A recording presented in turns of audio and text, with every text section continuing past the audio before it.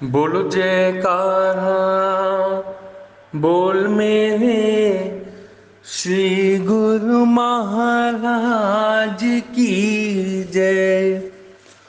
गुरु ब्रह्मा गुरु विष्णु गुरुदेवो महेश्वरा, गुरु साक्षात् परब्रह्मा तस्मै श्री गुरुवे नमः। ध्यान मूलं गुरु मूर्ति, पूजा मूलं गुरु पदम, मंत्र मूलं गुरुवाक्यम, मोक्ष मूलं गुरु कृपा। साध संगत जी जय सदानंद जी। गुरुमुख साध संगत जी, आज हम श्री हजूर सतगुरु देवदाता दीनदयाल जी की उस पावन लीला का गुणगान करेंगे जिसको सुन करके हमारी आस्था विश्वास और बढ़ जाती है कि हमारे सतगुरु दाता दीनदयाल जी किस प्रकार हमारे अंग संग है हर पल हर घड़ी। और सबसे बड़ी बात ये कि जो भी गुरुमुख हैं, जो नित्य प्रति नियम निभाते हैं, श्री आरती पूजा सेवा सत्संग सिमरन ध्यान, ये जो 5 नियम गुरुमुखों को बताए गए हैं, इन 5 नियमों को निभाते हैं तो श्री सतगुरुदेव दाता दीनदयाल जी किस प्रकार उनकी रक्षा करते हैं, उनके परिवार की रक्षा करते हैं। तो इस आज की लीला गुणानुवाद में आज हम ये गुणगान करने जा रहे हैं। गुरुमुख साध संगत जी, एक समय की बात है, एक शहर में एक निवास स्थान में एक भक्तानी, जो कि उसका नित्य नियम था सुबह और शाम की आरती करना, तो शाम की वो आरती कर रही थी तो श्री हजूर पंचम पातशाही जी महाराज जी के दर्शन दीदार करते हुए, सुंदर सुंदर दर्शन दीदार करते हुए आरती की थाली घुमा करके आरती कर रही थी। तो गुरुमुखों जी, जब आरती हुई, स्कंद आया तो वो ऊंची आवाज में उस स्कंद की स्तुति करने लगी। तो गुरुमुखों जी, उनके हस्बैंड, उनके पति, जो कि इतना ध्यान नहीं था उनका आध्यात्मिक क्षेत्र में, धार्मिक कार्यों में इतना उनका ध्यान नहीं था, लेकिन वो अपनी भक्तानी को मना भी नहीं करते थे किसी काम के लिए। तो जैसे ही वो अखबार पढ़ रहे थे तो जब भक्तानी ने स्तुति की, स्तुति वंदना जो हमारी होती है, स्वामी मेरा परमहंस महाराज जी, शाम की नहीं, माफी चाहूंगा, ये सुबह की आरती थी।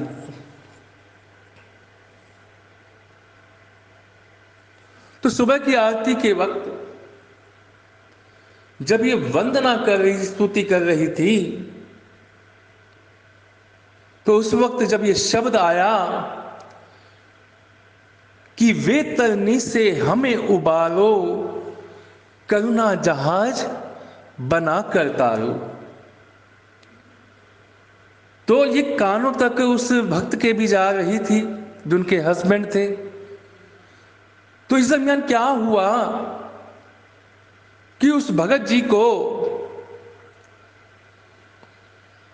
एकदम हार्ट अटैक सा आया। वो उस भक्तानी के भगत थे, दरबार के भगत नहीं थे, लेकिन हम भगत जी कहकर के ही संबोधित करेंगे। तो एकदम उनको हार्ट अटैक आया तो उनके प्राण उड़ गए। जब यमदूत उन्हें लेकर के जा रहे थे यमराज की अदालत में, लेकिन अंत समय में जो ध्वनि गुंजायमान हुई उनकी कानों में कि वे तरनी से हमें उबारो, करुणा जहाज बनाकर तारो। हर वक्त यही शब्द गायन हो रहा था, हर वक्त यही शब्द गायन हो रहा था उसकी आत्मा से। तो गुरुमुख जी जब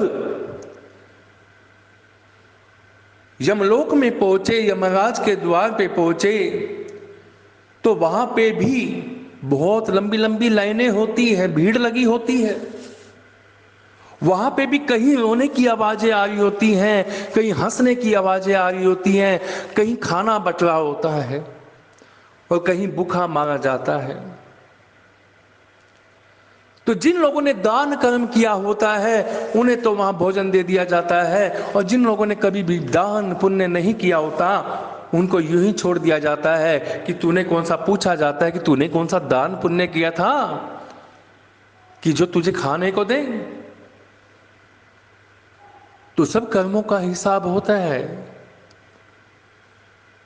तो बहुत लंबी लंबी लाइनें थी, कोई हंसते हुए जा रहा था, कोई रोते हुए जा रहा था। रोते हुए वही जा रहे थे जिनको नरक की यातनाओं को झेलना था, हंसते हुए वही जा रहे थे जिनको की स्वर्ग की प्राप्ति हुई थी।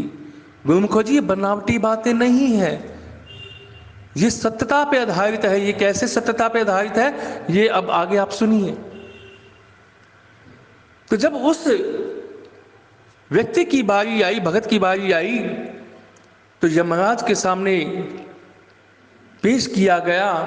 तो जब लेखा जोखा देखा गया कि इसके कर्म में तो कोई ऐसा कर्म लगता नहीं कि इसको स्वर्ग भेजा जाए, बल्कि इसने तो पाप कर्म बहुत किए हैं,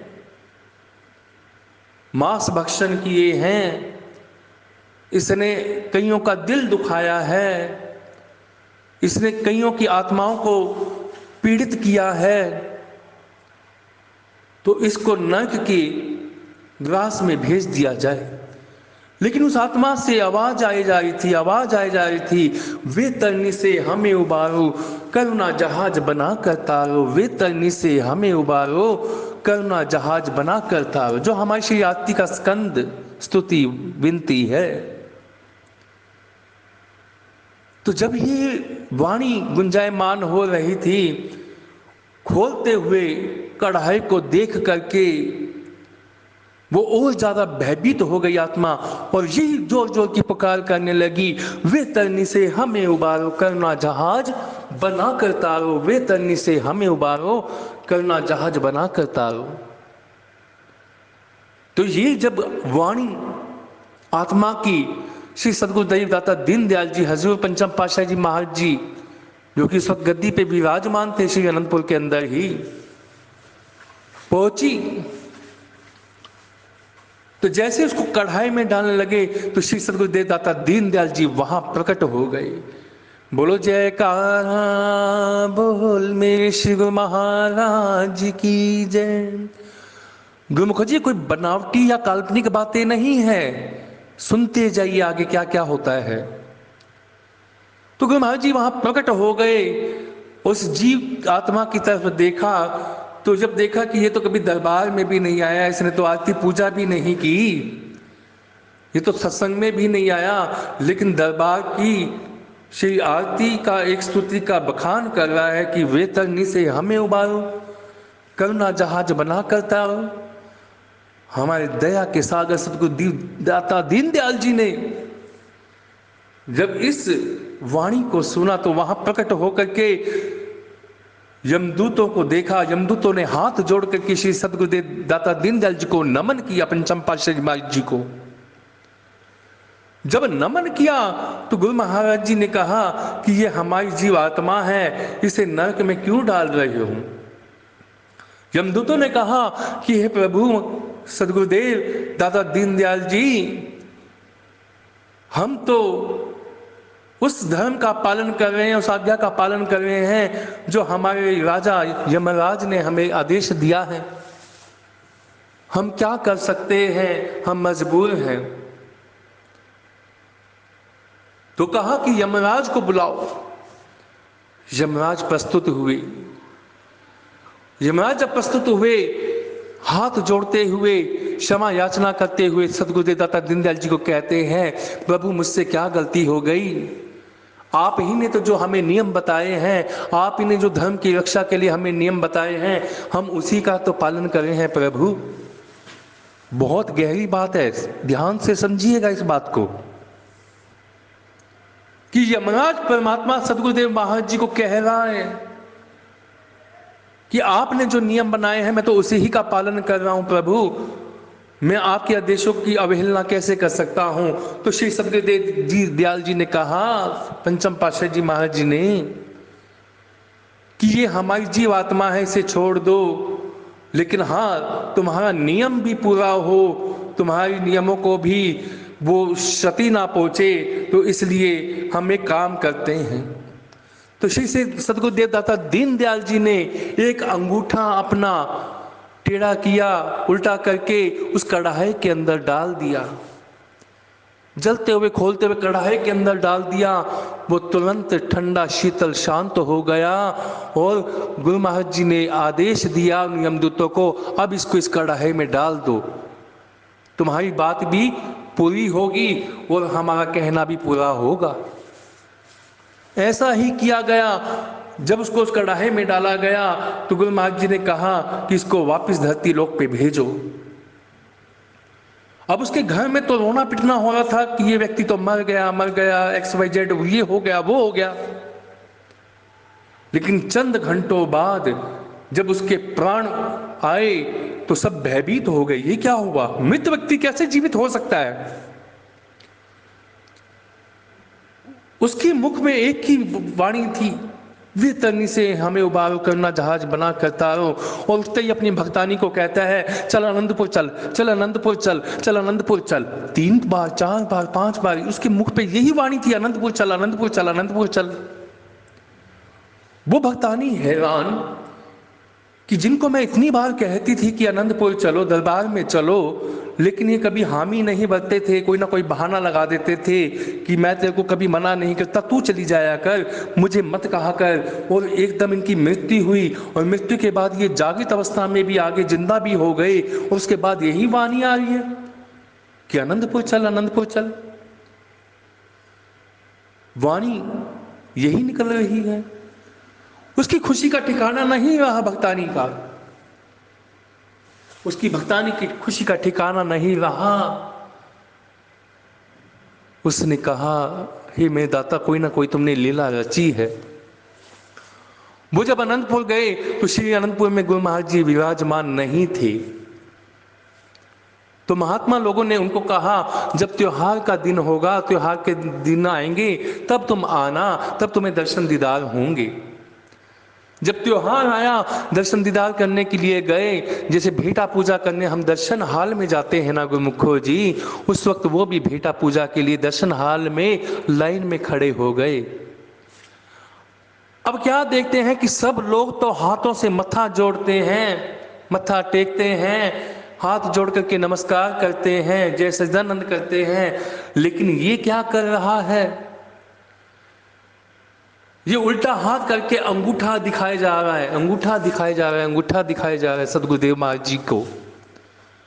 लेकिन संत महापुरुष जानी जान दयालु, वो उसकी तरफ देख नहीं रहे,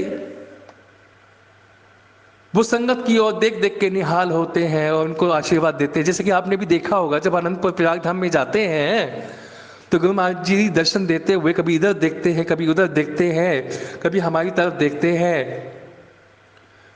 तो गुरुमुखो जी जब उसकी बारी आई तो वो अंगूठा दिखाने लगा, तो जो श्री निज सेवा के अंदर महात्मा जी थे जितने भी, वो हैरान हो गए कि सब तो जय सच्चिदानंद करते हैं, हाथ जोड़ते हैं, मत्था टेकते हैं, ये अंगूठा दिखा रहा है। जो श्रीमान महात्मा जी, बड़े महात्मा जी थे, वो भी जानी जानते, उन्होंने समझ लिया इसमें कोई श्री गुरु महाराज जी की लीला ही है। उन्होंने एक महात्मा जी को हुक्म किया कि इस भगत को यहां साइड में लेकर के आओ, इनसे बात करनी है। तो जब श्रीमान महात्मा जी के पास, बड़े महात्मा जी के पास वो गए, उनसे पूछा कि तुम ऐसा क्यों कर रहे हो कि लोग तो मत्था टेकते हैं, हाथ जोड़कर जय सच्चिदानंद करते हैं, तुम श्री हजूर गुरु महाराज जी दाता दीनदयाल जी को अंगूठा दिखा रहे हो। उसकी आंखों में आंसू की धारा बह गई। कहने लगे ये मेरे जीवन दाता है, ये मेरे कृपा निधान है, ये दया के सागर, ये क्षमाशील, ये हर गलतियों को माफ करने वाले, इतना स्नेह बरसाने वाले, प्रेम करने वाले मेरे दाता दीनदयाल जी हैं। इन्होंने मुझे जीवन बख्शा है। संत महापुरुष समझ गए लीला तो हुई है।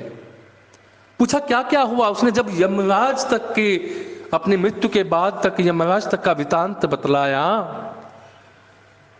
तो सब महापुरुषों ने नमन किया श्री सद्गुरुदेव दाता दीनदयाल जी के चरणों में कि धन्य हो प्रभु, धन्य हो आप। हे महाप्रभु, आप उन भक्तों की भी रक्षा करते हो जो आपके भक्तों के घर पे भी रहते हैं, जो बेशक आपको नहीं मानते, बेशक आपके दरबार में नहीं आए, बेशक उन्होंने आरती पूजा भी नहीं की, लेकिन उन भक्तों के घर में अगर आरती पूजा हो रही है तो उनको भी तारते हो मेरे महाप्रभु, उनके ऊपर भी कृपाएं बरसाते हो। धन्य हो, धन्य हो, धन्य हो मेरे सदगुरु। तो गुरुमुखों जी, ये सत्य घटनाएं हैं। और जब हम श्री दरबार में जाते हैं ना, आनंदपुर में, प्रयाग धाम में, संत नगर में, तो जब श्री गुरु महाराज जी के आगे भेंटा पूजा करने जाते हैं तो अगर हम ये सोचे ना कि हमने ये एक गिफ्ट ले लिया लेकिन रास्ते में ही तौलिए वाले भक्तों ने ले लिया, बीच में गुरु महाराज जी तक पहुंचा या नहीं पहुंचा, उन्होंने देखा या नहीं देखा। और जब हम श्री दरबार में पहुंचते हैं दर्शन भेंटा पूजा करने के लिए, कई बार हमें ऐसा महसूस होता है कि गुरु महाराज जी ने हमारी तरफ नहीं देखा, उनका फेस तो वहां पे था। तो हम गलत हैं गुरुमुखो जी। वो घट घट के ज्ञाता है, जानी जान है। अब यहीं से अंदाजा लगा लो, उस भक्त की मृत्यु हो गई जो कि दरबार को मानता भी नहीं था, लेकिन भक्तानी मानती थी, आरती पूजा कर रही थी। शब्द कानों में पड़ा, वे तरनी से हमें उबारो, करना जहाज बना कर तारो। तो उसकी रक्षा करने के लिए भी चले गए। तो जब आप श्री दरबार में, जहां स्वयं ब्रह्मांड के त्रिलोकीनाथ मेरे दाता दीनदयाल जी विराजमान है श्री गद्दी पे, तो हम कैसे सोच सकते हैं कि वो हमें नहीं देख रहे। गुरुमुखो जी, वो देह को नहीं देखते, शरीरों को नहीं देखते। वो डे वन से तो क्या, जब डे वन से डे वन भी आप दरबार से चाहे अपने अपने शहरों में भी जुड़ जाते हो ना, तो भी वो आपको देखते हैं। आप तो दरबार की बातें करते हो। दरबार में जाने के बाद, एंट्री करने के बाद हर व्यक्ति का, हर भक्त का खाता उनके पास होता है। जैसे कि आपने नोटिस किया होगा कि बस स्टैंड पे पर्चियां बनती हैं श्री आज्ञा पत्र की, कि कितनी संगत कहाँ से आई, कैसे आई, कितने दिनों के लिए आई। तो ये सारा डाटा श्री हजूर गुरु महाराज जी तक पहुंचाया जाता है कि दिल्ली वाली संगत इतनी आई, हिसार वाली संगत इतनी आई, अमृतसर वाली संगत इतनी आई, इस महात्मा जी की आई। सब जानी जान है गुरु महाराज जी हमारे, सारी डिटेल्स उन तक पहुंचती है कि आज के दिन इतनी संगत हरिद्वार से आई, आज के दिन इतनी संगत दिल्ली से आई, आज के दिन जम्मू से आई, और इन महात्मा जी, इन बाई जी की संगत है। सब डिटेल्स होती है उनके पास। ये तो बहुत छोटी बात कह रहा हूं मैं। आप अपने घरों में बैठ करके कितना आरती पूजा सेवा सत्संग सिमरन ध्यान करते हो, ये डिटेल भी मेरे दाता के पास है। तो गुरुमुखो जी, हमें ज्यादा से ज्यादा जो नियम है दरबार के, जो हम कितने बड़े भाग्यशाली है कि एक तो हमें भारत जैसे देश में हमें जन्म मिला, उसके बाद हमारा बड़ा पुण्य है कि हमें ऐसे संस्कार मिले, कि ऐसे गुरु की शरण प्राप्त हो गई। उससे भी बड़ा सौभाग्य है कि हमें नाम दान मिल गया। तो अब ये गोल्डन चांस तो हमारे पास है ना, कि हमने उसे कैसे गोल्डन चांस में बदलना है। अब वो परमात्मा तो कभी कुछ नहीं कहेगा, गुरु महाराज जी कभी कुछ नहीं कहेंगे कि तू टीवी देख रहा है या फालतू बातों में टाइम एक्सपेंड कर रहा है। वो कभी कुछ नहीं कहेंगे। उसने तो स्वतंत्रता, फ्रीडम दे दी। भक्ति करेगा तो कल्याण होगा, भक्ति नहीं करेगा तो तेरी वो इच्छा है। वो कभी भी रोका टाकी नहीं करते, वो सिर्फ देखते हैं। और जब भटकने लगता है इंसान, फिर भटक भटक करके दुख के गेड़ों में आता है, तो फिर संभालते भी कौन है? मेरे सद्गुरुदाता दीनदयाल जी ना।